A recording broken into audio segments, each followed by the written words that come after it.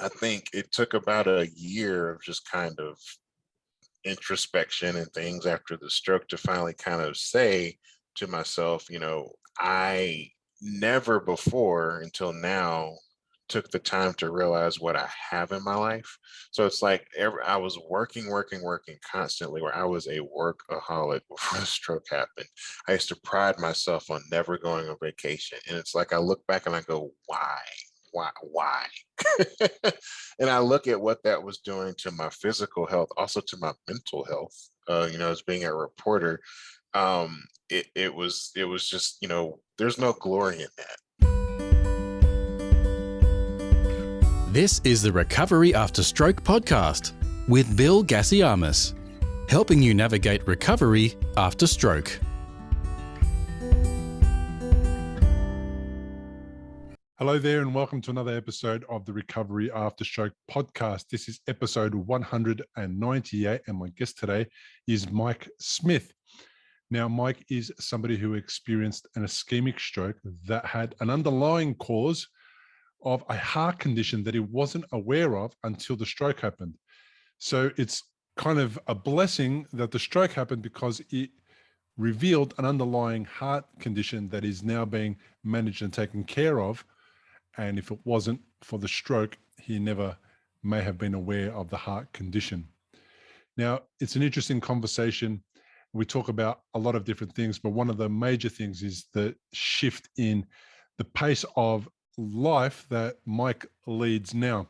He went from doing a job that was really stressful and difficult and was way too many hours that had encroached on his personal life, to a job that is now got barriers between his work life and his home life, and also a job that he really loves and enjoys and is less stressful than what he was doing before. Now, if you've been listening to this podcast episode for a little while, you would have heard me let you know that the Recovery After Stroke podcast has now got a number of 5-star reviews from a bunch of different listeners, and I really, really appreciate it. And I want to thank everybody very much for leaving a 5-star review. If you're somebody who's listening to this podcast and you love the show, or you think it's very useful and it's going to make a massive difference to other stroke survivors, because it has already made a massive difference to you, please go ahead and leave the show a 5-star review on the platform that you listen, whether it's Spotify or Apple Podcasts or Google Podcasts, wherever they allow for a review to be left. Go ahead and leave some feedback, a comment, and let people know what you think of the show. That'll make the algorithm send the podcast to more people who are looking for this type of content, and it'll make life easier for those people that are on the very early stages of stroke recovery and are looking for a way to get on top of all of the challenges and the issues that they are experiencing as brand new stroke survivors. Hopefully we'll inspire them and give them the opportunity to also feel like there's some light at the end of the tunnel. Now, that's enough for me, and it's on with the show. Mike Smith, welcome to the podcast. Thank you. Hello. It's lovely to have you here. Tell me a little bit about what happened to you. Well, it was November of 2017, November 29th, 2017. Never forget the date. I was 38 years old. I woke up about 4 o'clock in the morning and had a numbness, like a tingle from about halfway down my right sort of bicep down to my fingers, and thought that but I'd slept on my arm and it was asleep, and so I just thought, oh, it'll wake up, and it wouldn't wake up, just kept tingling. That feeling continued. And so I remember just kind of shaking it, and I remember saying out loud, what's wrong with me? But I remember it coming out as like a what wrong, like just very. And so I repeated it, and I was thinking, oh, that can't be. And so I was able to roll out of bed, just kind of get up and go to the restroom, look in the mirror, and I could see the droop on sort of the right just like right side, like lower right part of my face. And I had drool basically like the entire side going down my neck.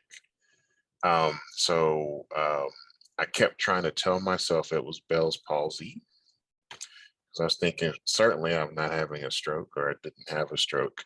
I was 38, though they do run in my family for older people on my mother's side. And so I figured, um, I'll just rest. I've been going through a lot of stuff at work, and I was thinking, I was debating whether or not to go to the hospital, and I was thinking, no, I should go. And when you have a stroke, your cognitive ability is impaired. And I remember getting dressed and kept dropping everything, like shoes. It took forever to get the shoes on. And then I made the decision to not call 911, but to drive myself to the hospital, which no, don't do that. But I remember getting to the door, and I think the reason, and I don't know why I thought this, but the reason was I had a very nosy neighbor, and I didn't want, if I called an ambulance, she would, she would like snoop or find a reason to get into my apartment or something. I don't know. I don't know why I was thinking that, but I got to the door, got dressed, got the keys, locked my door. And of course, you're taxing yourself cognitively every time you're doing this. And also, there's the danger that you'll have another one. But I'm not thinking about that because to me, this is Bell's palsy. Can't be anything other than that. I'm just going to go find out what's wrong. They're going to give me something. They're going to come home. I'm going to sleep it off. That's what I thought. And so, dropped the keys about 5 times trying to lock the door. Walked to my car, sat in the car, and could not remember why I was there. Took probably about 10 more minutes to figure out what I was trying to do. And I was like, I'm going to the hospital. Drove. I know you're not supposed to do that. I drove green lights the entire way. By the way, I was living in Amarillo, Texas at the time. Green lights the entire way. Even got on the interstate. And then pulled into the hospital parking lot, which is where it's dangerous, but it's also funny. What happened next is that I got out of my car and I realized that I was parked in a towaway zone. So I got back in my car and backed it up and reparked in a place where I would not be towed away. I walked into the ER and I went to the front desk. By that time, I just could not, the aphasia was setting in. So it's like I could not say, I could think it, I couldn't say it. And so at the front desk, the woman said, "Hi, sir, can we help you?" And I wanted to tell her something's wrong with me, but I just kind of pointed to the side of my face, and the side of my arms went like that. And she threw me into a wheelchair literally and said, "Sit down." She's like, "Do you have your information?" And I gave her my driver's license. And so she called back to the ER. She's like, "I got somebody coming back here. It's a 38-year-old male, stroke symptoms." And I'm going, "Stroke? No." Huh? And so that's when I guess sort of the journey began. Wow, man. So yeah, that got us to where we are eventually today. Wow. So, yeah. So what made you an expert on Bell's palsy again? How did you self-diagnose that? Well, okay, I had a friend who had it, a former coworker. I should mention I was in media at the time, so I was a reporter. When the stroke happened, I was a television producer, but before that, I was a news reporter for about 13 years. And so just a very stressful environment. I had a friend who used to get this. It happened to her twice. Whole time I worked with her, it happened to her twice, where her face just went numb. It was a stress reaction. Yeah. I was like, "Oh, that's what she had." Yeah, that makes it because perfectly reasonable. I get it. I mean, yeah, it's like, why go to medical school when you have coworkers who you've seen have stuff? hello, and in like a minute, you know exactly what's going on. Exactly. Yeah, and your story is so familiar. I know there's people listening going, "Oh my God, that was me," because that's exactly what I was doing. I went into the ER the second time I had a bleed, and I couldn't get the words out. The first time I had the bleed, I went in and told them, "I'm all good. I just can't feel my entire left side." Um, and they did exactly what they did to you, is straight into uh, scanners or wherever they took us, to get to the bottom of why this person's Why it presenting happened? like this. Yeah. And because I had 3 bleeds, I can appreciate all of the dumb things you did, including driving yourself, because I also did that. I also did that. Yeah. I also didn't know what I was doing, and then had to remember what I was doing and then get moving to the job at hand. So it's so common, but we minimize our problems when we are cognitively, quote unquote, normal, when we're not having a stroke. So we get up, our foot hurts, we automatically assume we stepped on something, or we walked incorrectly, or it's my shoe or whatever. But when you're having a stroke, you're doing that normal stuff of minimizing everything, plus you're having a stroke. So it's near impossible to actually make a sound decision. Yes. Yet something was telling you, even with all that not uncertainty and that it's definitely Bell's palsy, it was still getting you to the ER. You still got there. Yeah. What was it? What was it that still I made you think, go? just knowing that they run in my family, my grandmother had passed away of one about, this would have been 5 years before.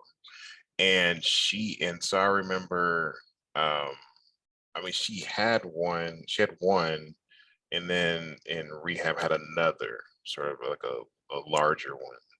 And I remember, and then I know like some of her siblings had them too. And I just remember, I don't know if it was maybe the facial droop that kind of made me go, better safe than sorry. But it's like, I just know it spells positive. And part of it was just, I just had so much to do. And I was just like, at that time that I was working on like multiple projects at the time. And I was just like, there's no time for a stroke. Like, no, we can't do this. Not now, not now. Right. Yeah. So, and I think it was just kind of like a better safe than sorry, but I think there was, just from the beginning, when I saw my face, when I heard myself talk, that was the other thing. When I heard myself talk, and I was just like, this doesn't sound like me. Something's wrong. And also, I know when my coworker had Bell's palsy, it did not affect her speech. So I think that was the thing that made me go, let me just kind of go get looked at to see if it was something else. Yeah. And I knew deep down, I was just like, I know what this is. But I guess I was just kind of trying to hold on to that Hope. pre-stroke normal, of like, I'm just gonna go and they're gonna give me something and I'll rest. They'll just tell me go sleep. Yeah. So after the initial visit to the hospital, they admit you. And how long are you in hospital for? What do they do? What do they discover about your Well, that's situation? another interesting story. So that was my first experience with telemedicine. So this was 4:30 in the morning, I guess was the time I got to the hospital. And I was diagnosed as having a stroke from a doctor on a video camera from North Carolina. Wow. Uh, and they were having me talk to this guy and like move my mouth. I'm like, where is he? Why can't he come in here? They're like, well, he's not in the hospital. I'm like, where is he? And I'm confused. And he's telling me, he's like, well, can you smile? I'm just like, who are you? Like, what? And he's like, yeah, it looks like a stroke. And then they were like, yeah. That's so bizarre. Yeah, I get it. I had doctors all over me, push my arm, Mhm. squeeze my arm. Well, I had nurses that were doing that. They were like, Oh, they "Can you were. can you push? Can Okay. you that?" And they were looking kind of like they're trying to look at my face up close, like when I would talk and try to move, and like I would have to like basically push this side of my face up. And so they knew, but they were like, "We have to get it confirmed by him, who was not there." Uh, but, but I remember. Then they took me to the MRI, and that's where they confirmed where it happened. Like, kind of showed they're like, yeah, that's what. So there were confirmations. It took a while. I think I was in the hospital about 2 weeks with them trying to determine a cause of what happened. And what they eventually came up with was cardiomyopathy. So they could not figure out why. They said my cholesterol was okay, which surprised me because my diet was not the best. My blood pressure was high just because no rest, and I was overweight, and just stress and things like that. And it had been kind of creeping up. I never had problems with blood pressure until maybe like about 5 years before. And so I know it had been creeping up, so that didn't surprise me. But they were like, we still can't figure out like what exactly is going on with your heart. So the ER doctors kept saying your heart is so weak. We don't know why it's so weak. And so more testing, and I mean, I'm talking. They did the stress test where they didn't want me to run, so it was like you just kind of lay there and they inject you with something that I can't describe it, but it basically makes you feel like you're gonna blow up. And then you just kind of, it is the most uncomfortable feeling. And so they did a stress test like that. They did the esophageal, forgot what it's called, probe, Uh-huh. where they like basically While you're awake. and while I was away, yeah, I mean they no no they did it while I was I mean they put me under for it, so they did, and Yeah. I was very groggy when it happened. So it's like Mm, I remember seeing everybody in the room like around me, but I don't remember feeling anything until afterward. It hurt. My mm. throat hurt for a long time.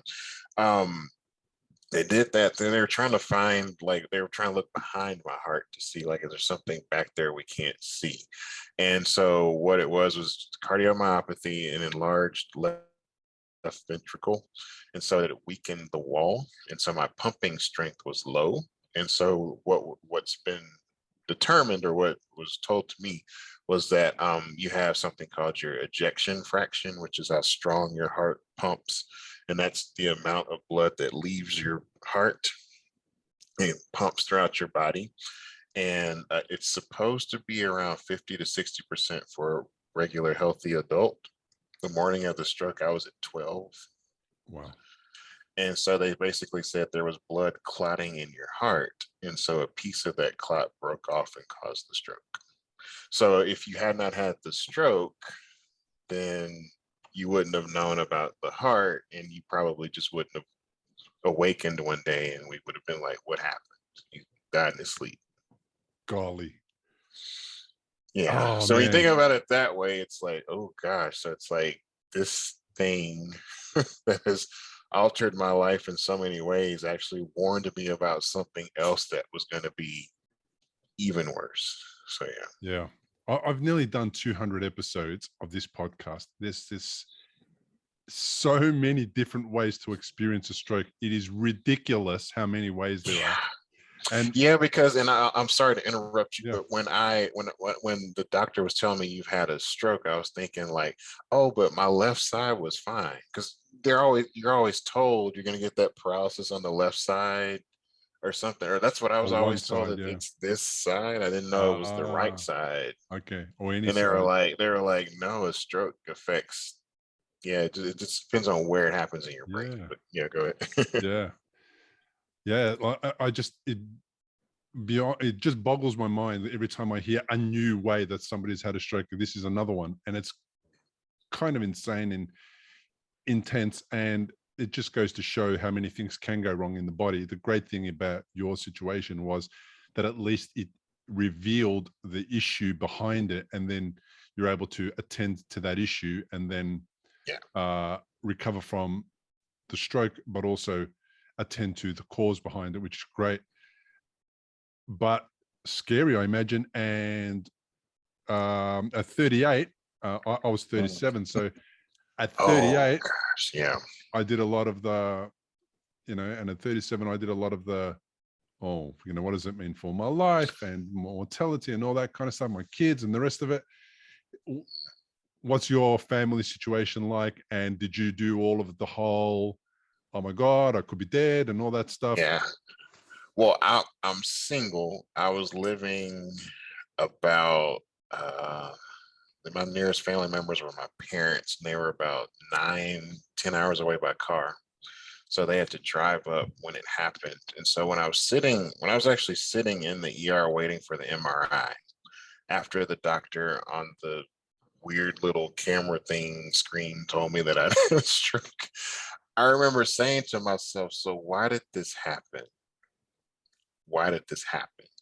And so I kept thinking about my speech, and I was thinking, I was a television producer at the time. I was like, what am I going to do? Because that is nothing but talking. I'm interviewing people, I'm filming, I'm moving camera equipment around. Can I no longer carry heavy stuff? What does that mean?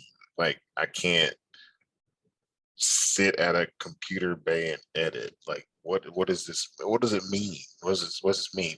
What am I gonna do? And I was thinking, like, what could I do? Am I gonna have to go like live in like a home or go home to my parents? It was just like, and then you're thinking, um, as someone, I like to tell people, and I'm not heavy into astrology, but I do think there are characteristics with our zodiac sign. I'm a Virgo, and so I'm that person that's got life planned out for the next 35 years. So, and this was not in it, So it's like, now it's like I gotta recalibrate and recalculate and rearrange and go, so what does this mean now? And then am I gonna get my speech back, which I didn't know at the time if I was or not. And it's just like, what do you do? What do you do? And I think it just was kind of a feeling of, this is the kind of stuff you expected to think about when you're 68, not 38. Yeah. And it's interesting, the thing that you said about planning your life out and looking forward, and none of us plan or expect something bad to go wrong with regards to our health or anything. And I've even met stroke survivors, which I've coached through the inability to totally accept the fact that something happened to them in their 40s, and as a result of that, that's almost worse than the actual stroke itself. It's because now I can't get them to shift from experiencing the emotions that stroke happened to me. Why? Like, to me, it's like, who are you where stroke shouldn't happen to you? I'm not saying that we want it to happen, but it's like, what, you're immune from life, or you're immune from life experiences because you had this plan that didn't involve being unwell. And that's the real interesting thing. I never went there personally. I was just floored that it happened, but I never went to no, hang on a sec, like, I'm a bad person and this happened to me for a bad reason, or I'm getting paid back for something. I never did any of that stuff. And I also never did the whole the feeling sorry for myself, but I did do the why me. And my why me was not about the why did it happen to me. It's like, what can I learn from this? What's the purpose of it? What am I supposed to learn from it? Did you do that part of it? Or was the why me the negative version of it, which was feeling sorry for yourself and trying to, I don't know, somehow, feel like it should never have happened to you because you're Mike. Well, the why me, for me, the negative part, I will say, was the strong negative part was very brief because it was that time, those initial days in the hospital. I will tell you that first day in the hospital, it took them a while to calm me down because just the overwhelming rush of all those thoughts of what happens next and am I going to be able to talk, can't communicate really with the nurses to tell them what I need. And so that manifests itself as just uncontrollable crying for probably about 5 hours, and they had to come in and just be like, you need to calm down, you need to calm down, because they were like, your blood pressure is still off the chart, you got to calm down. And they're like, we don't want you to have another one. But that they got me to rest and to sleep. And I want to say I took like a short nap. And a friend came by who was in town, who happened to know my parents. And she came to my bedside. And when I woke up, I was just kind of like, okay. And she just spoke. We didn't talk, but she just kind of talked to me about like, hey, we're here and this and that.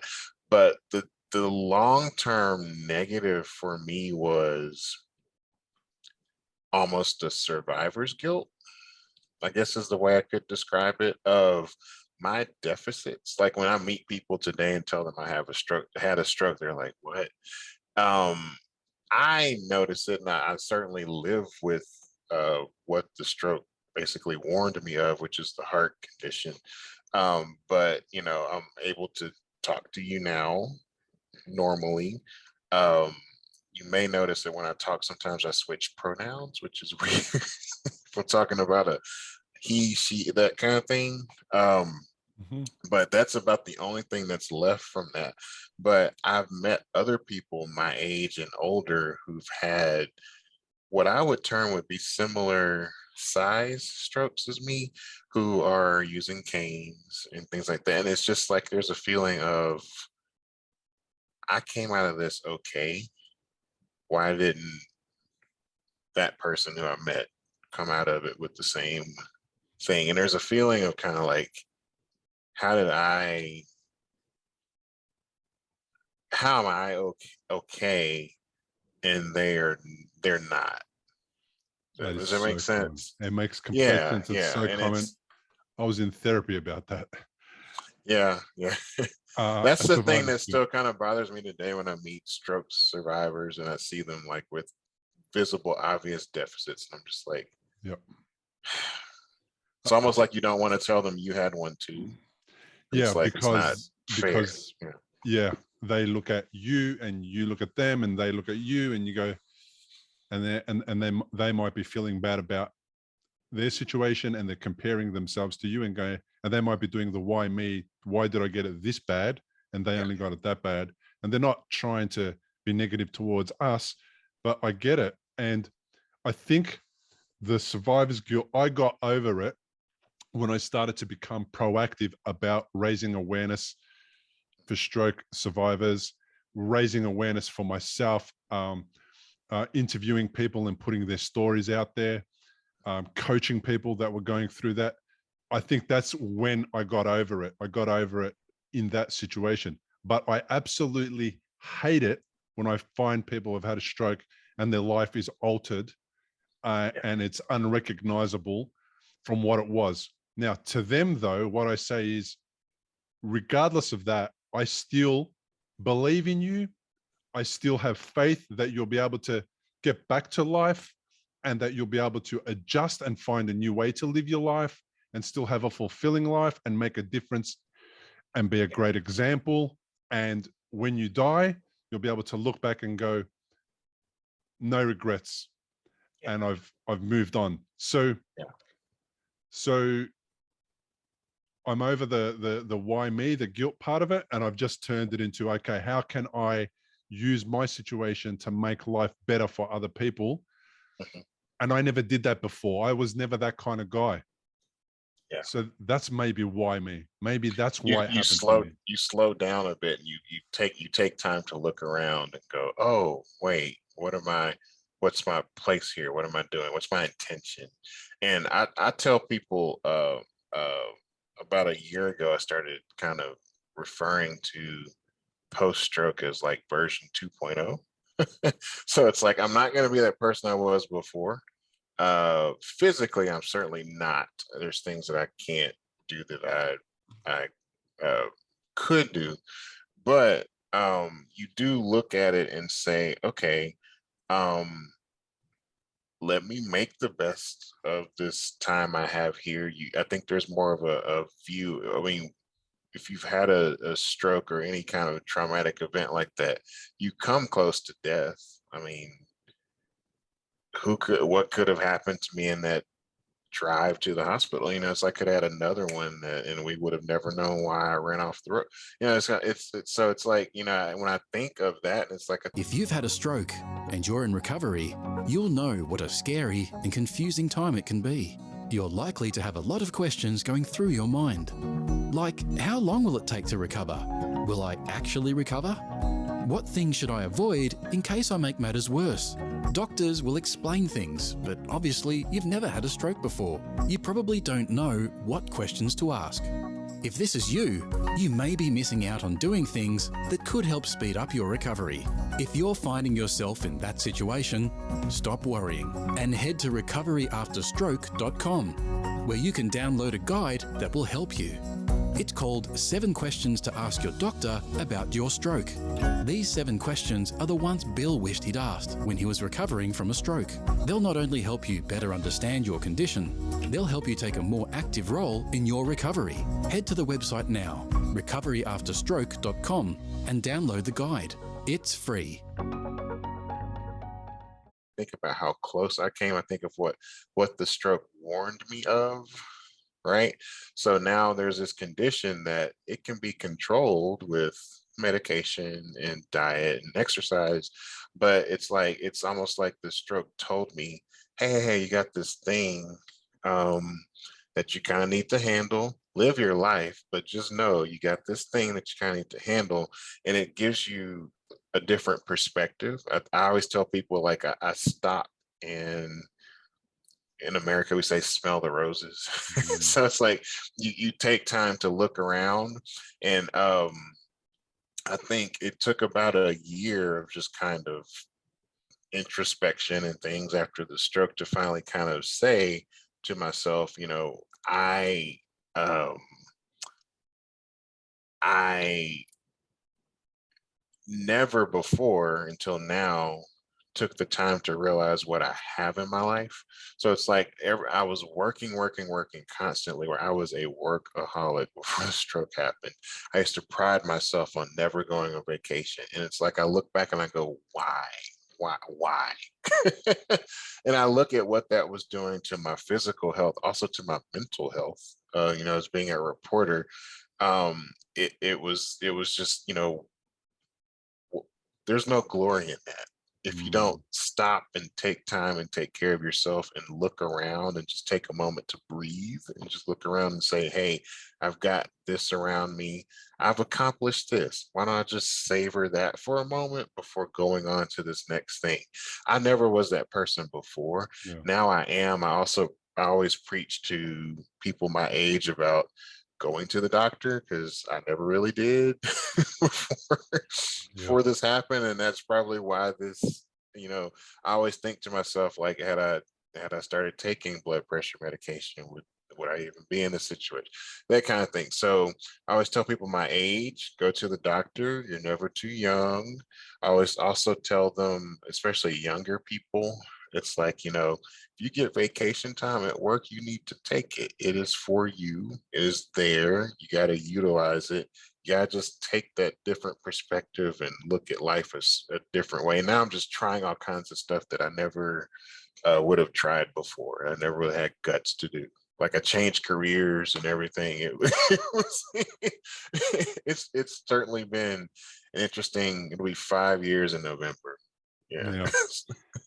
Reporters are the ultimate bullshit artists, because regardless, I mean, and I'm not being the political, I'm not doing the political version, like, I'm not doing the Donald Trump fake news guy kind of stuff, because they get on camera and pretend that everything is perfect, and all they have to do is deliver the story.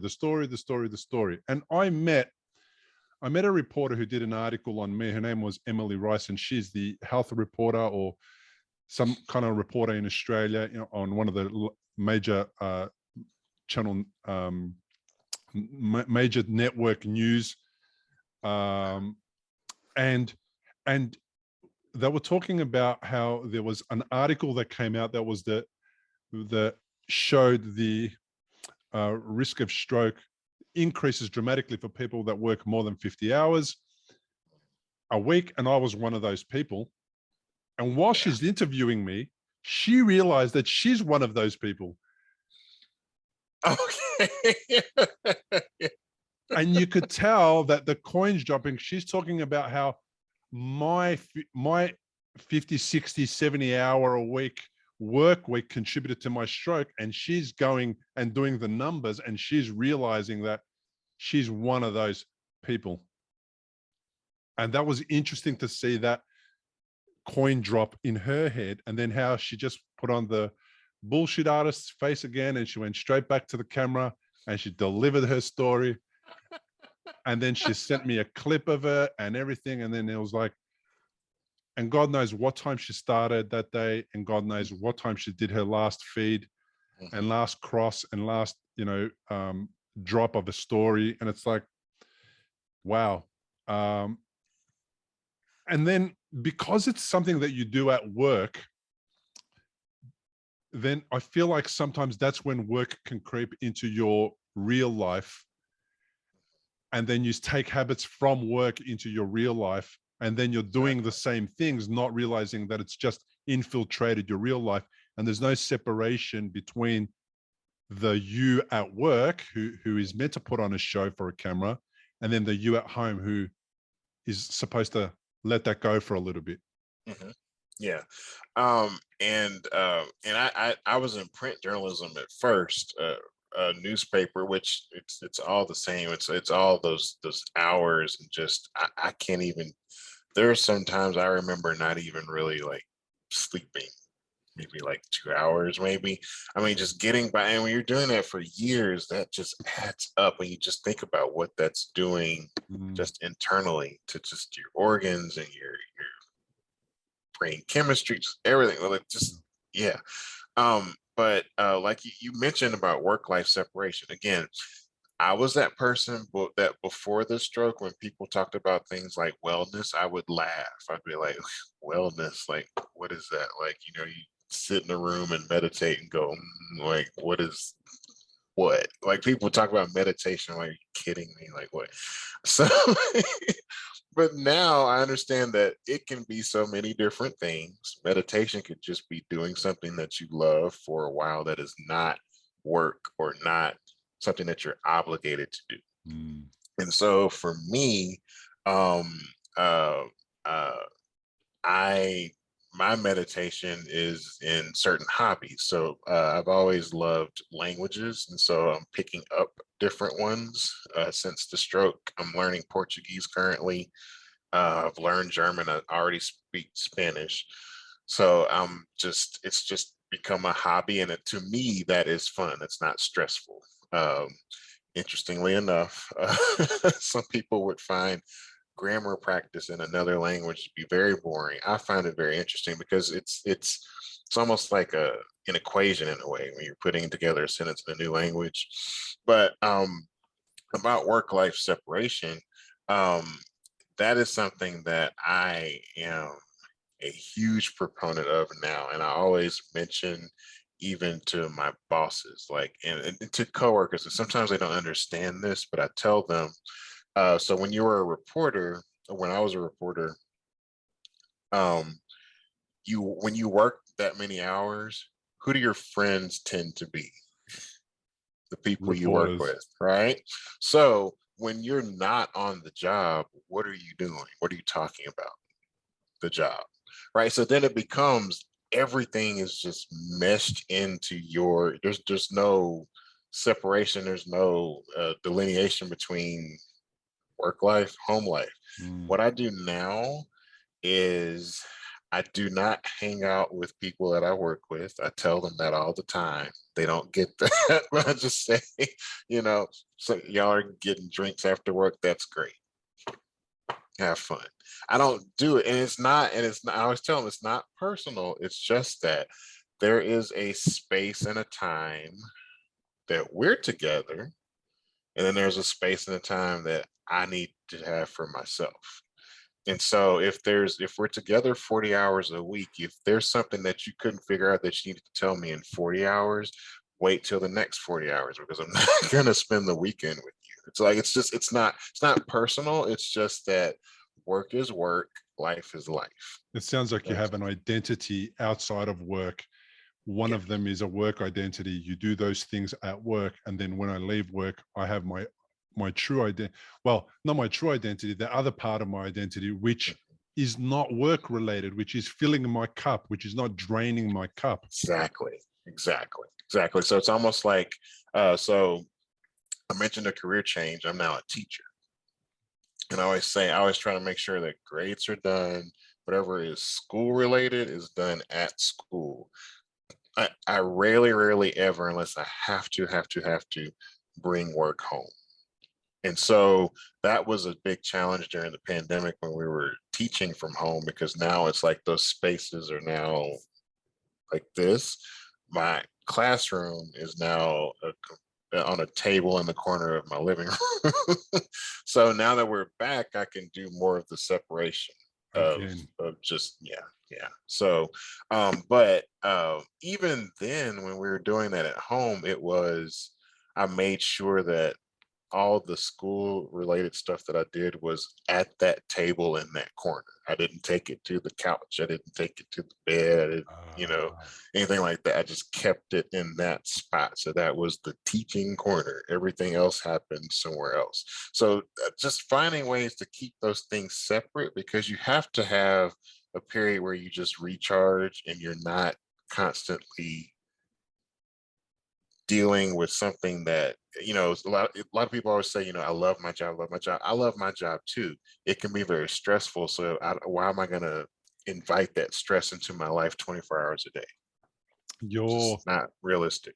yeah, you're more than your job, and it's scary when somebody only identifies as their job.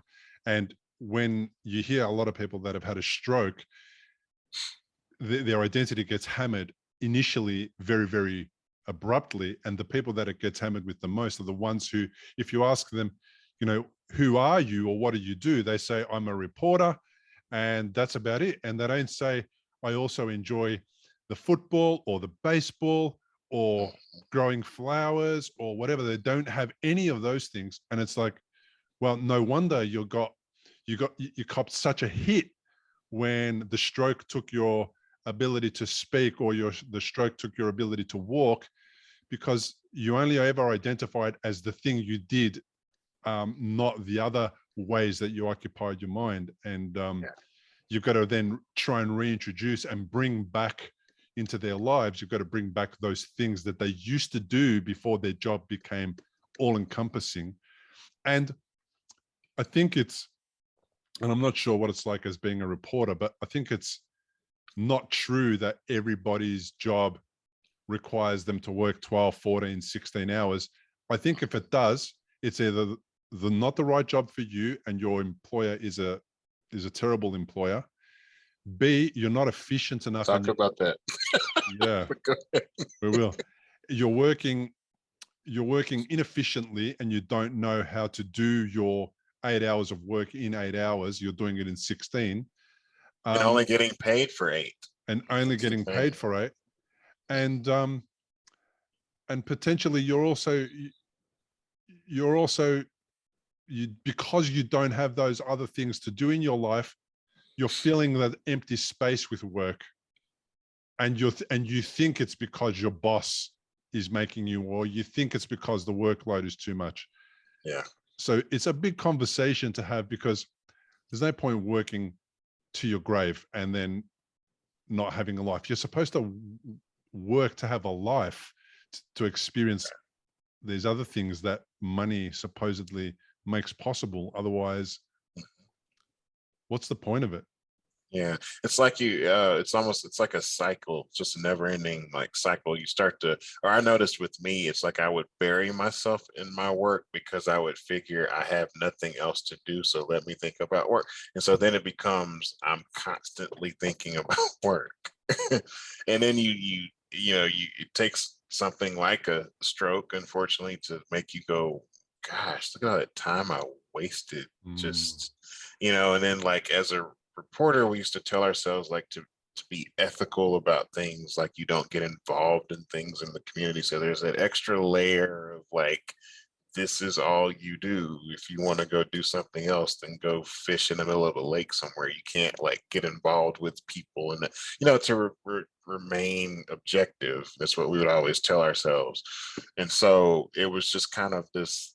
It was a very lonely world, and I mean, I spent 15 years in it, and since I've gotten out of it, I mean, like I always tell people I went into teaching. They're like, isn't that more stressful? And I'm just like, no, it's like I have 150 kids that I don't have to take home. pretty So good. it's like I get to send them home to somebody else. Like, but I get them for just, 85 minutes a day, that kind of thing. Mm, So it's like that's the perfect thing because they keep you young, they keep you honest. Very, I teach middle school, and it's just kind of like there's a never-ending variety to what happens in a day. Every day is never the same as the day before. And it's like, and I was telling a coworker, it's like, it's interesting. It's like, this is the job that I always wanted. I thought reporting would be it, but reporting grew to be so routine and so stressfully routine that it just was not fun anymore. This is fun, what I do now. yeah. And yeah, it sounds like it's serving your purpose a little bit more.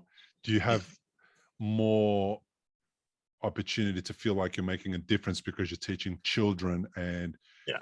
they're taking those lessons into their life, and then that's going to impact society in a positive way and them in a positive way and all that type of thing? Does that part of it? That's part of it. I always, the first day of school, I always tell them the story of my stroke, and I tell them what happened to me, and I always tell them that story, and not to say, for no other reason than to say, the brain is a very powerful, interesting thing. I've watched it happen. I'm still watching it happen. The recovery from this, but also I know that. You're never going to tell me that you can't do something because I can tell you kind of what your brain can do. I'm kind of experiencing it. So don't tell me, I can't do this. I can't do that. It's like maybe you need to do it a different way. Maybe the way I'm teaching you is not something that you're used to or something that works for you, but we can find a way to do it because Yeah. your brain, it's possible. It's Yeah. possible. And that's what you needed to hear when you were a reporter going through all of the tough times of reporting 24 hours a day, 7 days a week, by the sound of it.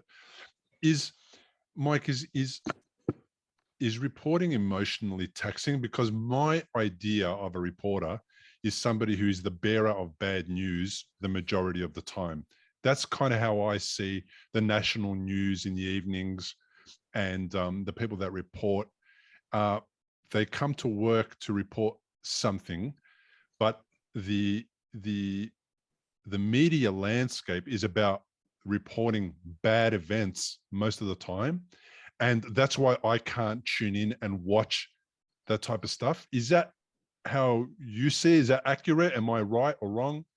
Um, Well, I would always tell people there was an appetite for the bad news. I wouldn't say that, it's like if everything was puppies and rainbows, people wouldn't tune in or read, I promise.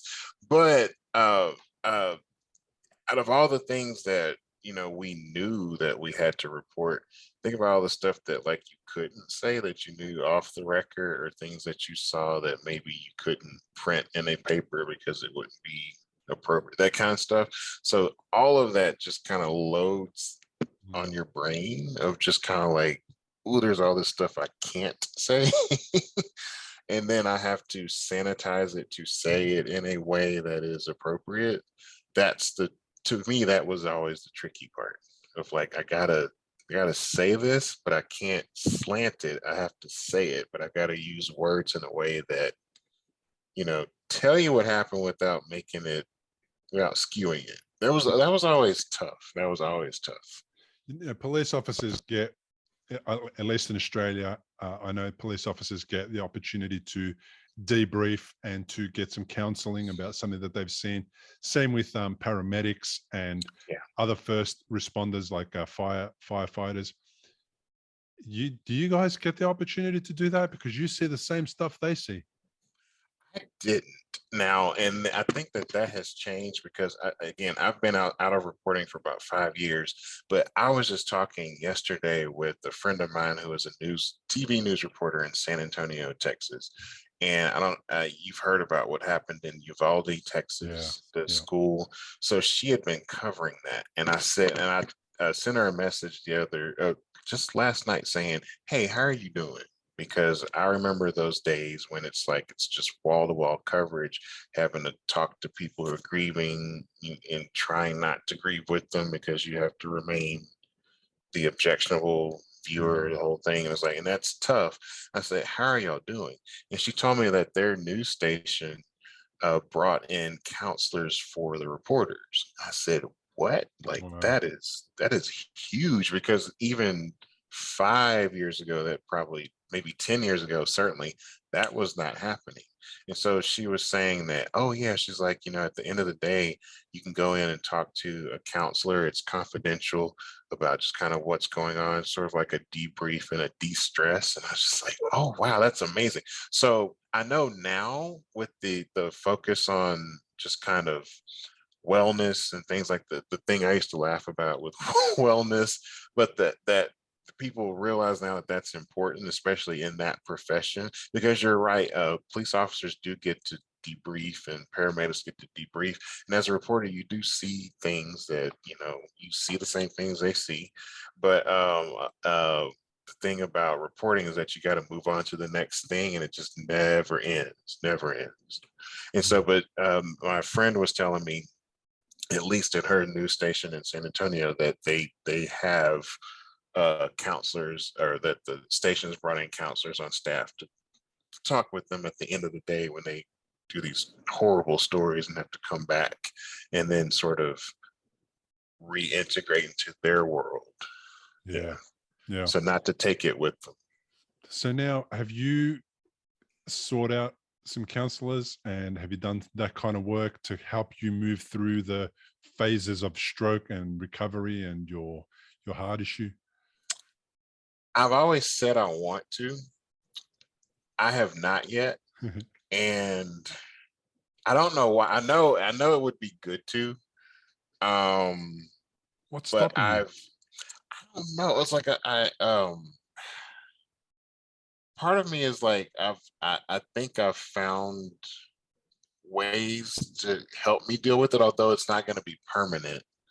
And for example, I do still have just kind of occasional periods where it's like I think about what's going on, especially like I may go to get a doctor's checkup and maybe like things aren't progressing like I thought, and I'll go into like maybe like a couple of days just like, dang it, like like, and those are the only times where I just kind of go like, what is the future? Like, gosh, like, That's the you know, perfect time to have someone to talk to. Yeah. yeah, That's it. yeah, Then yeah. and That's it's that's what a friend of mine told me. Just like, yeah. you talk to somebody, I'm like, I think I'm fine. And I mean, I know you can't walk around and like think you're fine all the time. Usually when you think you're fine, you're not. And I know that. So, Yeah. but I don't know. It's like it's not stigma, and I'm always telling other people to go. Yeah. So You got to I practice what have you to preach, find Mike. someone. I do. I know. I do get it though. I'm not judging. By all Mhm. means, you totally know I'm not judging you, right?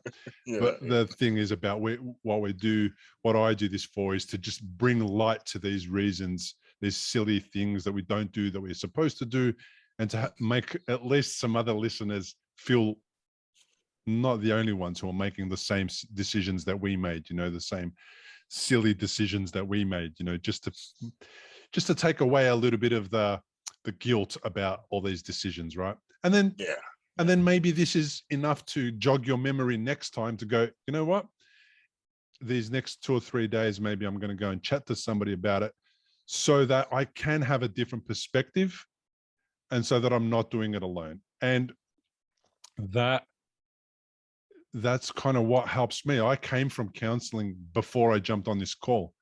I've been in counseling for 25 years nearly, and I didn't do it because there was something wrong with me or I was crazy or anything like that. I did it because I needed another voice, another person's perspective to help me get beyond my own limitations in my own mind, which used to be the things that caused me to stay stuck in a situation I didn't like for a long time. Okay. And it helps to unstick me from those situations. And instead of being there for a long time, I'm only there for a short time. And therefore I don't waste a lot of time. Okay. So that's why I do it. And it's like interesting because the people that you go and speak to, they don't judge you either. They just give you options and things that you couldn't see yourself as being options because you don't know what you don't know,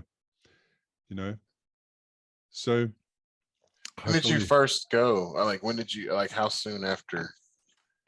I was in hospital. My first stay in hospital was 7 days. I reckon 3 days after coming out of hospital, I was in counseling. Okay. And that was 10 years ago. That was in 2012. But I had been in counseling already from probably the age of 25. So another 12 years before that. Mm-hmm. And not every week and not all the time. Sometimes it was just random. And sometimes it was back to back, in that I had regular appointments so that I could keep a little momentum. And then when I felt like I was in control of things a little bit or managing, I would just do the odd session here or there.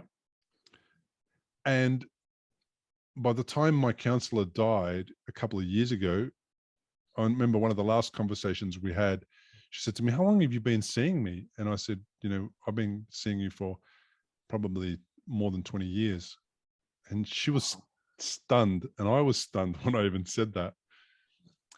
But we had gotten to the point where she intimately knew me, and I intimately knew her style. And I needed her style. I needed to go there because I knew that she would have my back no matter what. And it was never an emotional conversation like you have with families sometimes, where they go, "Well, you just need to go and put your socks up," or "You just need to go and do this," or "You just need to do that." It was never about that. It was always about listening to me, guiding me, supporting me, encouraging me, and then giving me a different point of view, which I needed, because even though she was my counselor for 20 years, she was still a stranger. Our relationship never crossed over into anything else. It was always counseling, professionalism. So, when you go back to a significant other and you have a conversation with them about that problem at work, they give you solutions and you don't want them. Yeah. That's why I go to counseling, is to not get solutions. It's just to get listened to in a way that's completely not telling me or not judging me or not solving my problems for me, It's so holding do you feel space.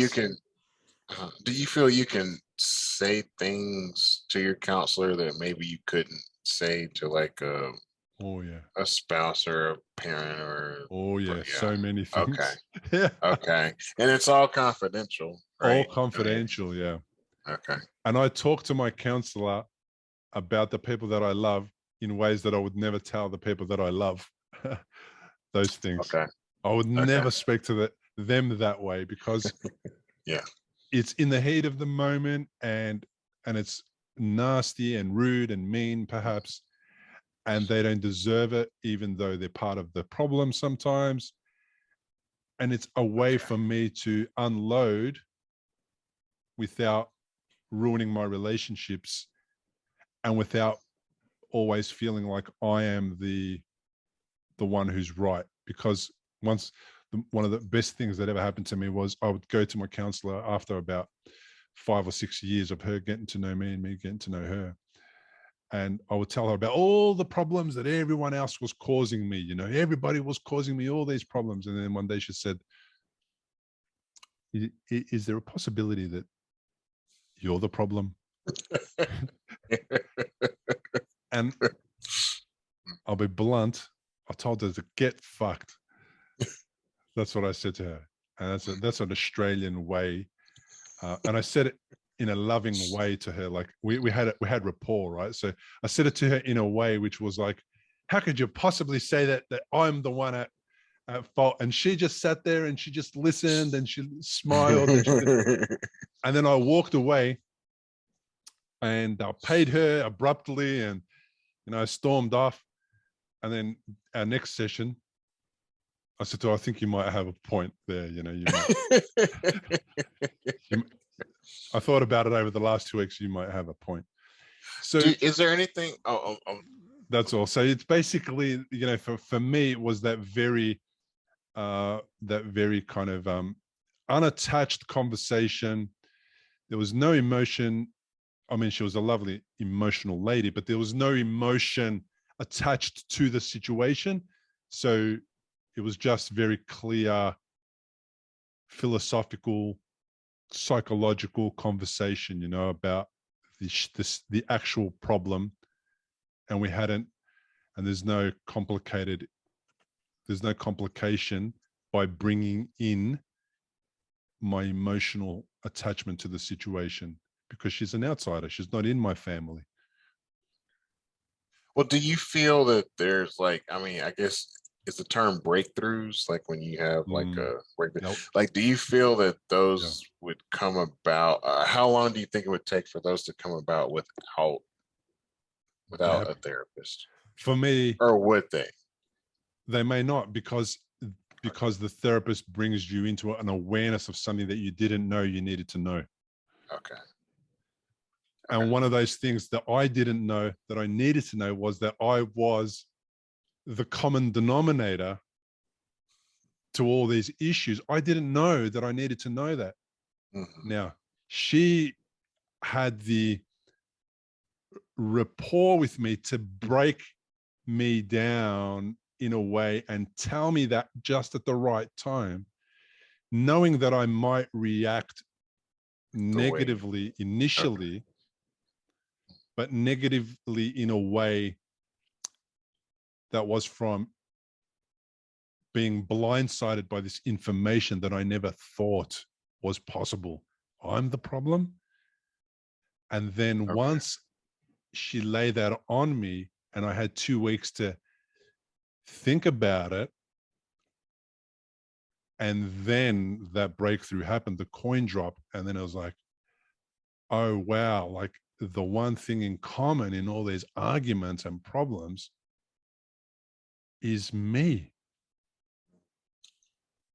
And then it's about, okay, now that I accepted that after that next session, it was like, okay, so how can we move you beyond anger, beyond feeling victimized all the time, and beyond getting emotional all the time about things that perhaps are not things that should make you emotional and angry.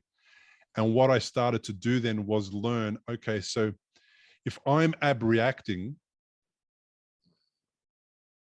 what do I need to know about the other person to calm me down when they say something that I didn't like? And what I needed to know about the other person was that they probably had a bad day. They're doing the best they can with the resources that they have available to them, that they are just human, that they have fears and stresses and anxieties and worries, that they are not being personal. They're not taking it out on me personally They are just also lacking resources to know how to respond properly. So basically, what that did is that mirrored to me that those people are going through the same problems and challenges that I'm going through. And when I'm reacting negatively, I'm not doing it on purpose to give that person a hard time. I'm doing that because I am lacking resources. I need to learn more skills to handle all my challenges in life. And then I was able to go, okay, so there's probably a couple of courses that I need to pick up and do. One was, for example, an emotional intelligence course, and learn what about that is. The other one was about how to alter my mindset from being a negative mindset to a positive mindset. The other one was to understand how sleep makes me cranky and less able to process difficult situations, and how I needed to go to bed earlier and sooner and do more sleep and do less 17-hour work days. I needed to learn about meditation, for example. So I did a course about that and learned what it was and how it was useful to me. And she used to give me ideas about things that I could learn that would start to help fill my cup, instead of feel like my cup was being drained by everybody else and that they were the cause. Mhm. And then it also made me feel like I was part of the loop that was causing those negative conversations. And if I change myself, how does that change the conversation with my brother or my mom or my dad? And one of the biggest challenges I had was the conversations I was having with my brother, because I was the youngest and he was the oldest. And we had the teenage thing and the thing we did when we used to grow up, when we were growing up together. And instead of moving into adulthood and becoming different individuals and different adults, we still played you're the younger brother routine, and you can't say that to me as the older brother, and you have no respect for me and all that kind of junk. And I realized that what I needed was more resources to start being adults and move our relationship from being brothers that were bickering and fighting all the time who loved each other to being adults and having an adult relationship as brothers, not a teenage relationship as brothers in my 20s and my 30s, Okay. So that's what it is. It's kind of bringing light and awareness onto a situation where I simply do not have the skills. I'm not knowledgeable enough. I'm not resourced enough. I have not studied enough. And I haven't done enough introspective work to see what my flaws are so I can improve them. And I'm bringing somebody else in to shine a light lovingly and gently without judging me, and that has my permission An to do so. objectionable person who's Yeah. not, because a family member is going to be biased. And they don't have permission. Yeah. Okay. Okay. So that's why I would encourage everybody to see a counselor, because that's the role they play. And you know what? It's so lovely when you build because now I have another counselor, unfortunately, after my counselor passed away, and amazingly in her 80s, 83, at work. Not good for the person who she died while in practice with. Mm-hmm. But she was living her purpose, and she was a great example of how to live your life. And that her work was never done, even though she wasn't working 24 hours a day, 7 days a week. She chose the hours and the time that she would spend counseling people. And now that I have another counselor, I go there with the same, with the same needs in mind, but they are different because I have built up 20 years of skills, and now I'm learning the skills that I need as a 48-year-old that I'm going to need for when I'm 58 and 68 and so on. So I'm still building the toolbox. My doctor has asked me if I've needed someone, and I think I can't remember what I told them last time. I think I was just like, "Oh no," but I mean, I've been meaning to. That's the Yeah. thing, and it's like, and like, and when other people tell me that they're going, I'm just like, "Oh, that's good, that's good." But go. Yeah. I don't go, and there are things. I mean, like I said, like I think I tell people I'm fine, but it's like I know, in just kind of like my private thoughts, it's like, I have come to the realization, it's like, I may not live to be 85 or 80 or 75. It's like it's like how many years do I have, with this, and and I know that that's something I need to kind of talk with someone about. Yeah. The people who I would normally talk to about it are going to, like you said, approach it. If you know them, they're going to approach it in sort of a biased way of just kind of, oh, and I mean, that's sometimes it's good, but I mean, you need somebody to kind of, you know, am I being ridiculous about this, or am Mhm. I, or is there something else that's causing me to feel this way? Um, I'll have to, I'll have to do it this summer. I'll have to do it. I'll have A, to do it. a good I'll just counselor, try it out. a good counselor is like a good teacher, actually. That's what they are. Okay.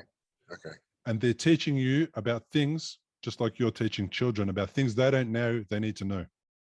See, and I'm having to do that, and maybe that's why, because you wonder, like, do counselors have counselors? Yeah, because absolutely. it's like I do that on a daily basis. Like, I mean, like teaching middle schoolers, and I'm moving up to high school next year, so like it's uh oh my goodness, like that age group is drama, like all the time. And it's like you're giving them like life lessons about, my biggest thing was, uh late work. Like I would always tell them, it's like, I don't expect, I taught American history. So it's like, I don't expect you to remember what happened at the Battle of Saratoga, but I do expect you to remember that it was due, the assignment was due on March, whatever. So it's like, that's when you turn it in, and if you want to say why, just understand that deadlines are life. It's like I come from a world of deadlines where, I had to meet them every day. You will have to meet them every day. Also, it's like just the example I give is tell your parents to tell the power company that, oh, I'll get that bill to you like sometime, a couple of months.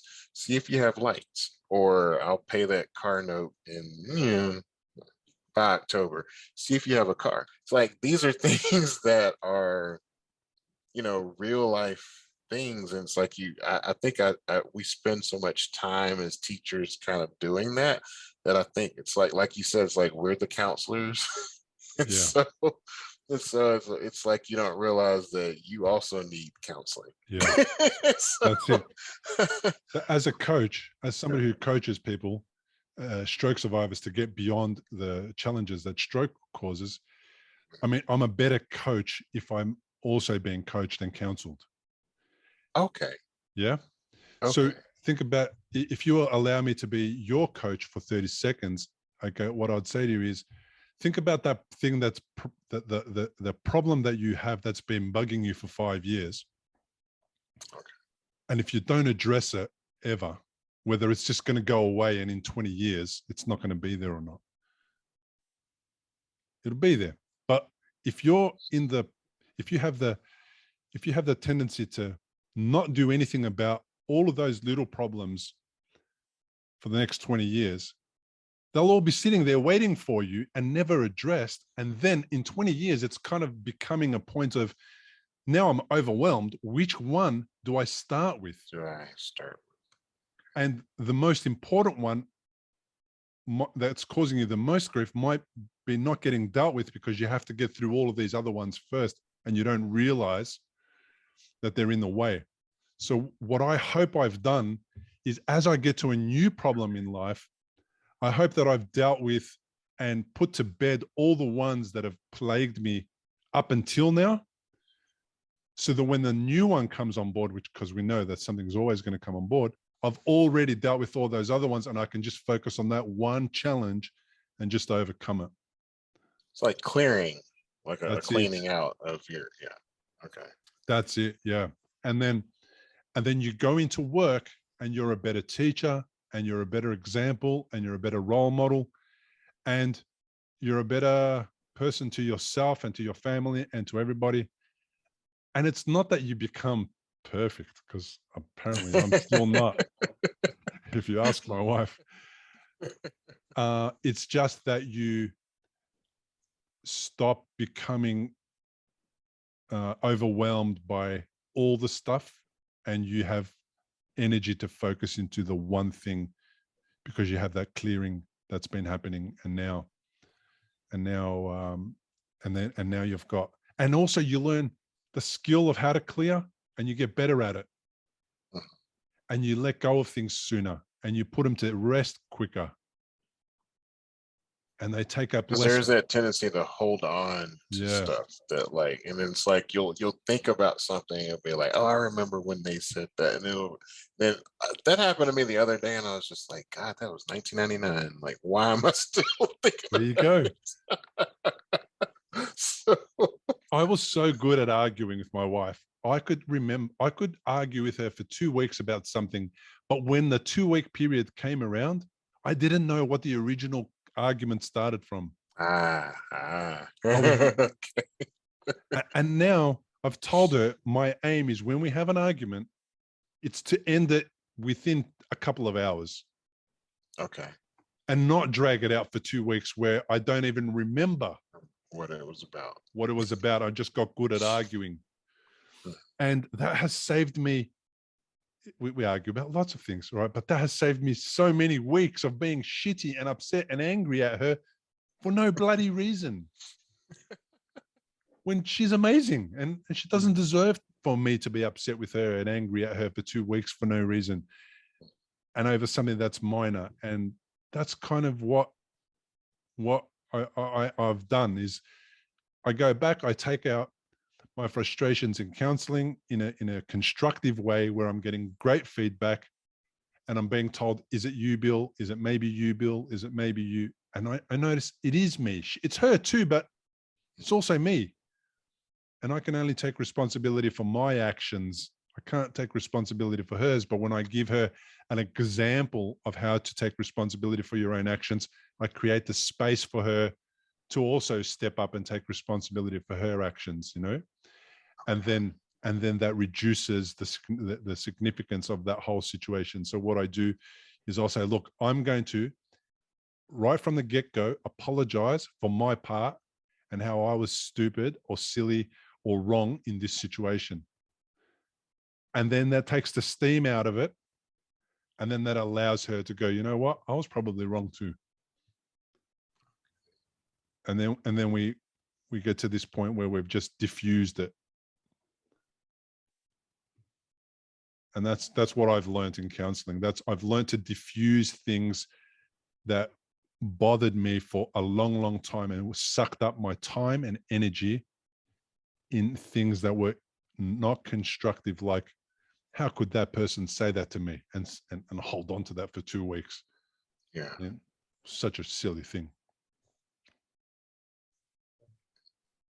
I don't even know like how to look for one. I'll have to find you know how you have to do it? You have to interview them. Yeah, so someone said it's like it's almost like you have to try several before you find the right fit. It's like shoes. Yeah. So you get some good recommendations, and then you go and have a session with them, and you tell them about what you're here for and what you need, and you see whether or not they're a good fit or not.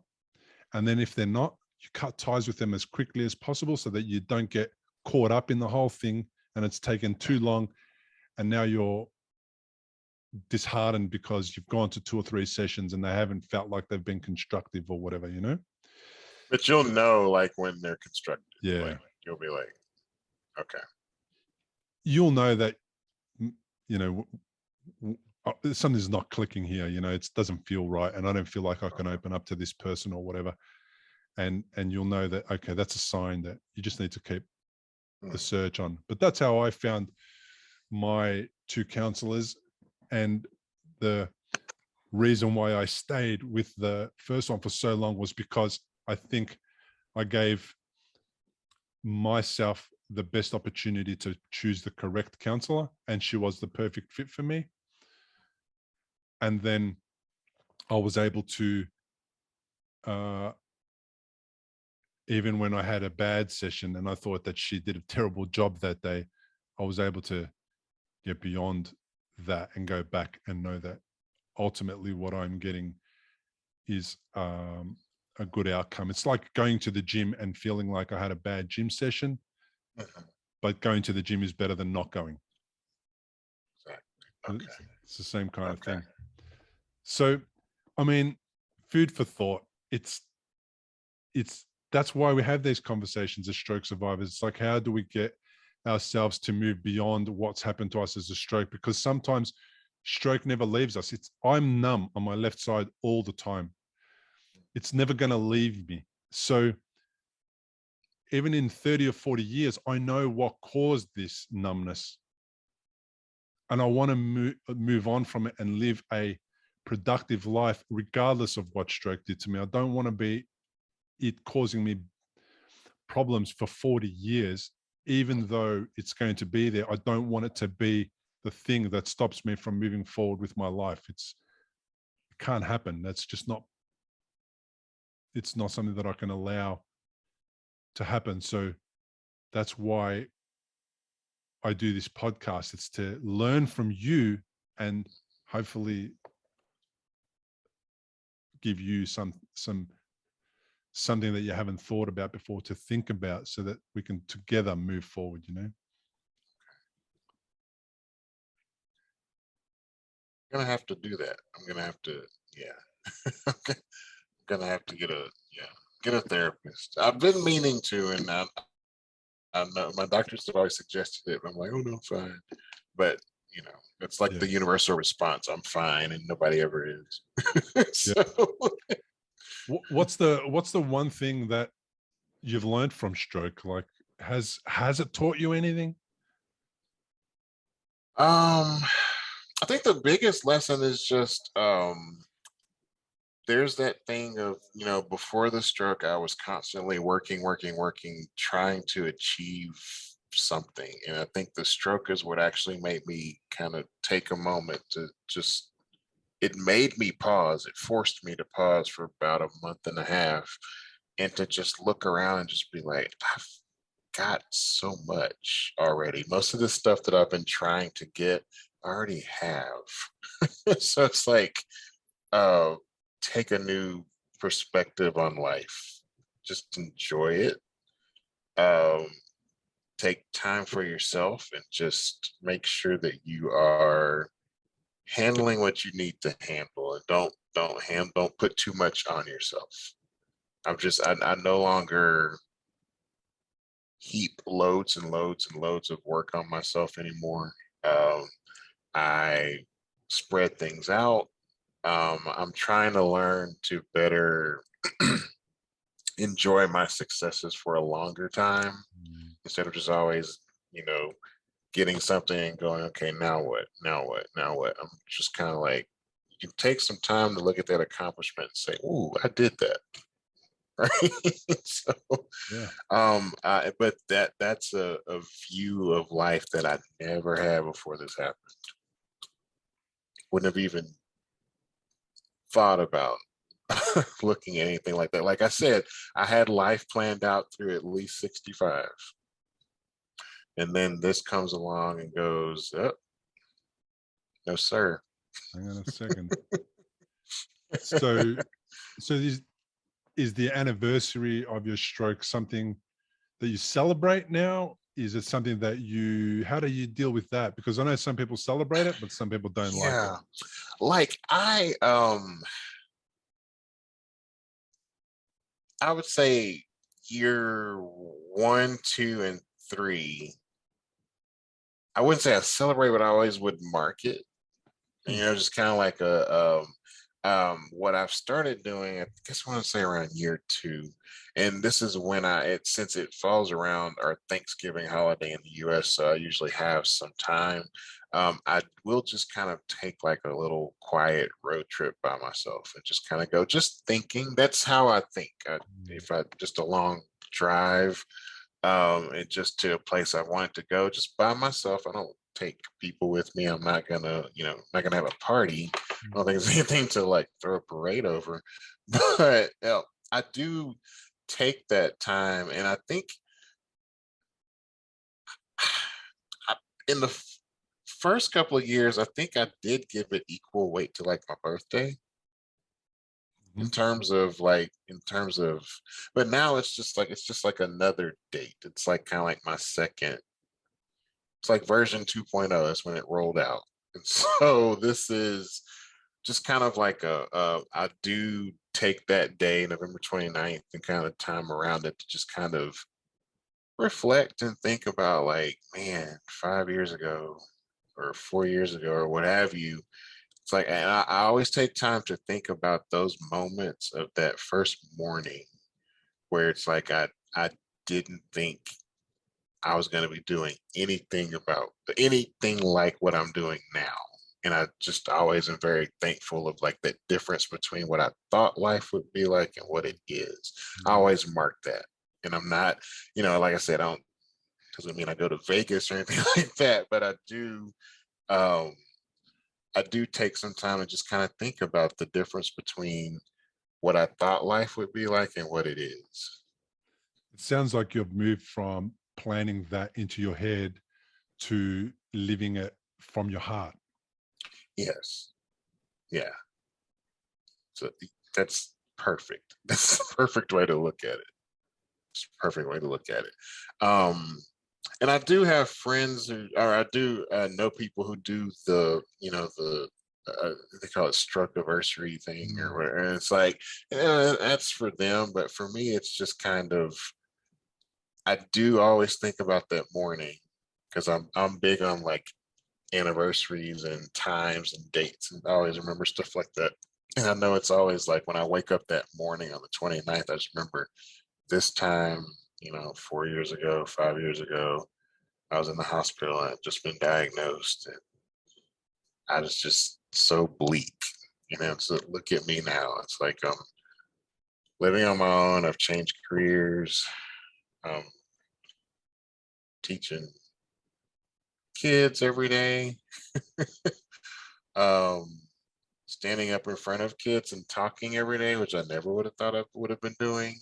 Just so many things that I'm doing now that like I just didn't think were possible. I honestly thought that when I had it, I was gonna have to move home and move back in with my parents and just not. Yeah. You've come a long way, man. I Congratulations. have. Yeah. Yeah. And for people listening, that's the whole thing I'm trying to get across here is that, there's that moment of stroke, which is really terrible. And then there's the days after that, which are hard and you've got to overcome problems and whatever. But there's a possibility for rediscovering yourself and shaping your life and doing something that you didn't expect, and then you can reflect back in 5 or 10 years time and then go, wow, look how far I've come and look how much I've changed and look how much better my life is, even though I'm living with the deficits that I'm living with, even though I have these daily challenges that are physical, I'm still making progress and moving forward and having a meaningful life. And that's it. What else could we ask for? Yeah. Yeah. On that note, thank you so much for being on the podcast. Thank you. Thank you. Well, I told you this was going to be a great episode. We really got stuck into the benefits of psychological counseling after stroke, and it's beneficial for everybody who's going through regular life. It's just really good to have somebody to talk to help you get through some of the stuff that's in your head that you need some resources to overcome. If you are watching on YouTube, please like, comment, share, subscribe, hit the notification bell to get notified of new episodes. I answer all comments. Every time somebody interacts with the show, it makes a difference to the way the algorithm rates that episode, and it puts it out to more people. And hopefully it's putting it out to the people that are looking for this type of content to help them on their own stroke recovery journey. As always, thanks for your positive feedback, your amazing emails that I get from all over the world about people who appreciate the show.